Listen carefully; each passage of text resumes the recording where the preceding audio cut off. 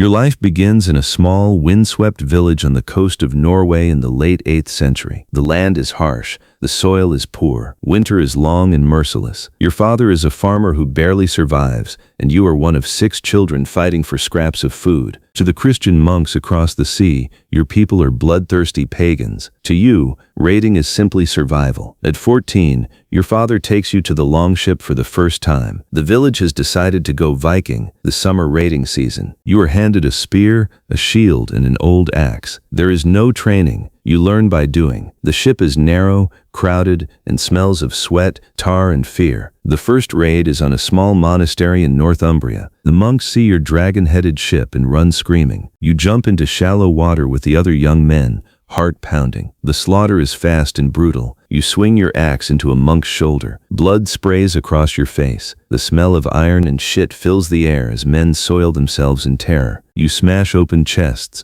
grab silver crosses and gold coins, and set the monastery on fire. On the way home, the older Vikings laugh and drink. You sit silently, staring at the blood still crusted on your hands. This is your new life. Over the next 10 years, you become a seasoned raider. You learn the rhythm of the sea, how to read the wind, and how to strike fear into entire villages before you even land. You fight in shield walls, feel the terrible crash of iron on wood and bone, and watch friends die screaming with spears in their guts. Raiding is not always glorious. Some summers you return with almost nothing. Other times you are chased by angry Saxon armies or caught in terrible storms that swallow ships whole. You watch strong men drown while screaming for Odin. You learn that the sea is more merciless than any enemy, but the good summers make it worth it. You return to Norway with chests full of silver, fine Frankish cloth, and slaves. You build a bigger longhouse. You buy better weapons. The village girls look at you differently. For a few months each year, you feel like a king. You rise through the ranks and eventually lead your own small band of warriors.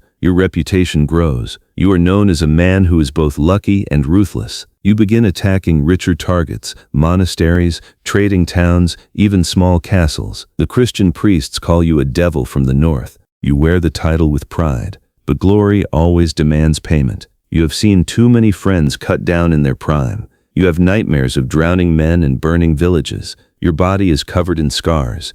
Your right hand no longer closes properly after a sword cut that nearly took it off. You start to wonder how long your luck will last. One summer, you sail farther than ever before, deep into the rivers of Francia. The raid starts well. You take a wealthy monastery and load your ship with treasure. But on the way back down the river, you are ambushed by a much larger Frankish force. The battle is chaos. Arrows rain down. Men scream as they are pulled under the water in their heavy mail. You fight like a berserker, but a spear catches you in the side. The pain is blinding. As your ship is overrun, you watch your brothers die around you. You wake up on the riverbank, half dead, stripped of your weapons and armor. The Franks have taken everything. You crawl into the woods and barely survive the journey home, feverish and starving. When you finally reach your village months later, you are a broken man. The glory is gone. Your body never fully heals. You walk with a limp. The village still respects you, but the young men look at you the way you once looked at the old raiders,